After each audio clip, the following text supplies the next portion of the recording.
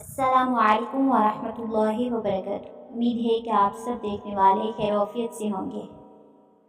आज हम हज़रत इदरीस अलैहिस्सलाम का जिक्र करते हैं। एक हदीस में आता है कि हज़रत आदम और हज़रत शीस अलैहिस्सलाम के बाद आप ही पहले नबी हैं। एक और दूसरी हदीस में है कि हज़रत इदरीस अलैहिस्सलाम पहले नबी हैं जिन्होंने कलम के ज़रिए लिखा और लोगों को किताबत सिखाई। हज़रत इदरीस अलैहिस्सलाम का शुमार इस्लाम के अज़ीम पैगंबरों में होता है। कुरान मजीद में आपका ज़िक्र 2 मकामात पर आया है, लेकिन आपकी ज़िंदगी के हवाले से ज़्यादा तफसीलात नहीं दी गई। ताहम इस्लामी रवायात और तारीख़ में हज़रत इदरीस अलैहिस्सलाम की ज़िंदगी के बारे में कुछ अहम मालूमात फराहम की गई हैं। हज़रत इदरीस अलैहिस्सलाम का असल नाम अखनूख था और आप हज़रत शीस अलैहिस्सलाम के बेटे थे, जो हज़रत आदम अलैहिस्सलाम के बेटे थे। हज़रत इदरीस अलैहिस्सलाम को अल्लाह ने नबी बनाया और आपको इल्म और हिकमत से नवाजा। आपने इंसानों को अल्लाह की इबादत और तकवा इख्तियार करने की तलकीन की। इस्लामी रवायात के मुताबिक हज़रत इदरीस अलैहिस्सलाम को इल्म फ़ल्कियात, रियाज़ियात और तिब का इल्म दिया गया था।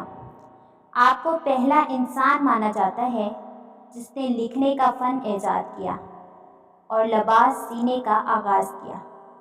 आपने लोगों को सिलाई करना, कपड़े बनाना और ज़राअत की तालीम दी।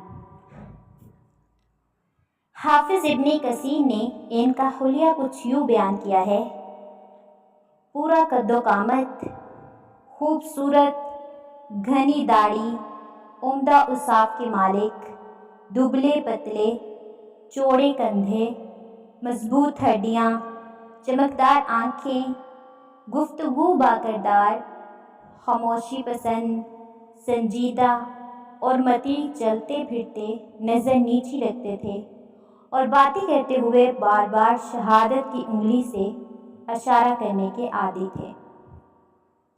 हज़रत इदरीस अलैहिस्सलाम हज़रत शीस अलैहिस्सलाम की शरीयत पर अमल पैरा थे। चूँकि हज़रत इदरीस रसूल भी थे, हज़रत इदरीस अल्लाह की तरफ से भेजी गई शरीयत की तशरीह करते थे और लोगों को अहकाम इलाही से आगाह करते थे। हज़रत इदरीस अलैहिस्सलाम ने देखा कि जब मुफ़सिदीन ईमान वालों पर फसाद मचा रहे हैं, फसाद फैला रहे हैं, देखा कि जब मुफ़सिदीन का फसाद ईमान वालों पर बढ़ता जा रहा है और समझाने के बावजूद भी ये बात नहीं आ रहे, तो उन्होंने अपने ईमान वालों को जिहाद करने का हुक्म दिया। इससे मालूम हुआ कि हज़रत इदरीस अलैहिस्सलाम पहले शख्स थे जिन्होंने अल्लाह के रास्ते में जिहाद किया, गनीमतें हासिल की और दुश्मनों को कैदी बनाया। लेकिन कैदी और गनीमतें इनके लिए हलाल नहीं थे। रसूलुल्लाह सल्लल्लाहु अलैहि वसल्लम पहले रसूल हैं जिन पर गनीमतें हलाल की गईं, लेकिन ये बात यकीनी है कि जिहाद सबसे पहले हज़रत इदरीस अलैहिस्सलाम ने किया।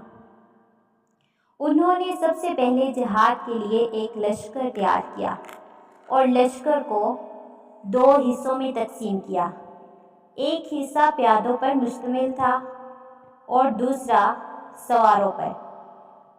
चनाचा भरपूर तैयारी के बाद हज़रत इदरीस अलैहिस्सलाम ने काबील की कौम पर चढ़ाई कर दी थी।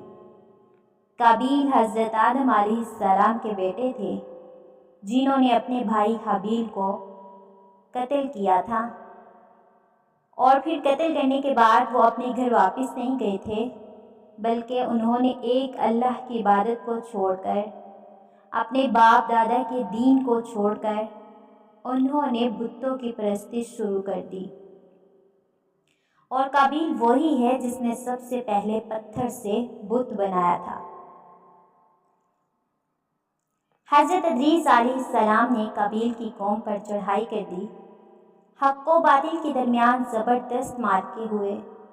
آخر کار حضرت ادریس علیہ السلام نے ان کو گھٹنے ٹیکنے پر مجبور کر دیا اور ان کا بہت سامان اسباب لوٹ لیا۔ اللہ نے ان سب باتوں کا ذکر نہیں کیا بلکہ ان کی سیرت کا قرآن میں تذکرہ کیا ہے۔ سورہ مریم کی آیت نمبر 56-57 یعنی 56 اور 57 میں ہے، اور اس کتاب میں ادریس علیہ السلام کا بھی ذکر کر، وہ بھی نیک کردار نبی تھے۔ ہم نے انہیں بلند مقام پر اٹھایا۔ ان کے بلند مرتبے کے بارے میں بخاری اور مسلم میں حدیث موجود ہے کہ نبی صلی اللہ علیہ وسلم نے فرمایا، میں نے معراج کی رات چوتھے آسمان پر حضرت ادریس علیہ السلام سے ملاقات کی۔ وہ چوتھے آسمان پر بلند مقام پر فائز تھے۔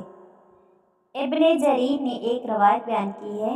وہ روایت اس بات کی وضاحت کرتی ہے کہ اللہ تعالیٰ کا ارشاد ہے وَرَفَعْنَاهُ مَكَانًا عَلِيًّا۔ اس سے کیا مراد ہے؟ ان کے علاوہ دیگر بڑے مفسرین نے بھی اس روایت کو ذکر کیا ہے، لیکن اس کی کوئی صحیح سند نہیں مل سکی۔ ابن ابی حاتم نے حلال بن یسار سے روایت کیا، وہ کہتے ہیں میری موجودگی میں ابن عباس رضی اللہ عنہ نے کعب رحمہ اللہ سے پوچھا کہ اللہ کے اس قول وَرَفَعْنَاهُ مَكَانًا عَلِيًّا، ہم نے انہیں بلند مقام پر اٹھا لیا، اس کا کیا مطلب ہے؟ تو کعب رحمہ اللہ نے جواب دیا، ایک دفعہ حضرت ادریس پر اللہ نے یہ وحی نازل کی، اے ادریس، ساری دنیا روزانہ جس قدر نیک عمل کرے گی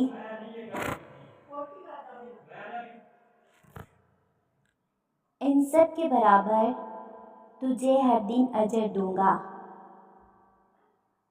ادریس علیہ السلام نے جب یہ سنا تو انہیں خواہش محسوس ہوئی کہ میرے اعمال میں روز بروز اضافہ ہوگا، جو اس لیے عمر کا حصہ طویل ہو جائے تو اچھا ہے۔ انہوں نے وحی الہی کو ایک رفیق فرشتے پر ظاہر کر کے کہا کہ اس معاملے میں موت کے فرشتے سے گفتگو کرو تاکہ میں نیک اعمال کا زیادہ سے زیادہ وقت حاصل کر سکوں۔ تو اس نے جب یہ سنا تو حضرت ادریس علیہ السلام کو اپنے بازوؤں پر بٹھا لیا اور اڑ گئے۔ تو جب یہ چوتھے آسمان سے گزر رہے تھے تو موت کا فرشتہ زمین پر آنے کے لیے اتر رہا تھا۔ وہاں دونوں کی ملاقات ہو گئی۔ دوست فرشتے نے موت کے فرشتے سے ادریس علیہ السلام کے بارے میں گفتگو کی تو موت کے فرشتے نے دریافت کیا کہ ادریس علیہ السلام کہاں ہے؟ تو فرشتے نے کہا کہ وہ میری پشت پر ہے۔ تو موت کا فرشتہ کہنے لگا، مجھے اللہ کی طرف سے حکم ملا ہے کہ چوتھے آسمان پر ادریس علیہ السلام کی روح کو قبض کروں، اس لیے میں سخت حیرت میں تھا کہ یہ کیسے ممکن ہے جبکہ ادریس علیہ السلام تو زمین پر ہیں۔ پھر موت کا فرشتہ آپ کے پاس آیا اور اجازت طلب کی کہ کیا میں آپ کی روح قبض کر سکتا ہوں؟ ایسا انبیاء اکرام کو یہ امتیاز حاصل تھا کہ فرشتہ ان کی اجازت کے بغیر ان کی روح قبض نہیں کرتا تھا، اور رسول اللہ صلی اللہ علیہ وسلم کو تو یہ بھی شرف حاصل تھا کہ اگر آپ دنیا میں مزید رہنا پسند کریں تو رہ سکتے ہیں، یا پھر رفیق اعلیٰ کی رفاقت کو پسند کر لیں تو پھر آپ صلی اللہ علیہ وسلم نے رفیق اعلیٰ کی رفاقت کو پسند کیا تھا۔ اسی طرح جب فرشتے نے حضرت ادریس علیہ السلام سے اجازت طلب کی تو انہوں نے اجازت دے دی۔ پھر موت کے فرشتے نے حضرت ادریس علیہ السلام کے چوتھے آسمان پر روح قبض کر لی۔ چنانچہ حضرت ادریس علیہ السلام کی شخصیت مسلمانوں کے لیے علم و حکمت اور تقویٰ کا نمونہ ہے۔ آپ نے اپنے زمانے کے لوگوں کو اللہ کی بندگی اور نیک اعمال کی طرف راغب کیا اور ان کی اصلاح کی کوشش کی۔ یہ تھا آج کا ہمارا حضرت ادریس علیہ السلام کے بارے میں کچھ تذکرہ۔ انشاءاللہ اب ہم ملیں گے ایک نئی ویڈیو میں اور نئے واقعے کے ساتھ۔ تب تک دیجیے ہمیں اجازت۔ انشاءاللہ اب ہم ملیں گے نیکسٹ ویڈیو میں۔ اللہ حافظ۔ دعاؤں میں یاد رکھیے گا۔ السلام علیکم ورحمۃ اللہ وبرکاتہ۔